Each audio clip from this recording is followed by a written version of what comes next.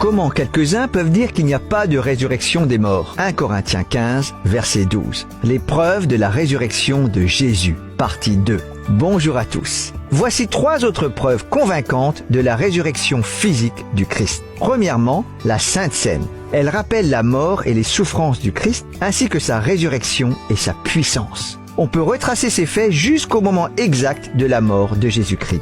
Deuxièmement, l'art chrétien. On a découvert sur les parois des catacombes de Rome des représentations de la résurrection du Christ, ce qui accrédite les premières croyances chrétiennes de l'époque des persécutions. Troisièmement, l'Église chrétienne, qui est un fait indéniable. Beaucoup, sauf les historiens, ne réalisent pas le lien entre l'Église et la résurrection. L'Église chrétienne est la plus grande institution qui ait jamais existé dans l'histoire du monde. Elle compte 5 fois plus de personnes que l'Empire romain à son apogée. Plus de 2 milliards de personnes reconnaissent aujourd'hui qu'elles adorent Jésus-Christ en tant que Fils du Dieu vivant et ressuscité.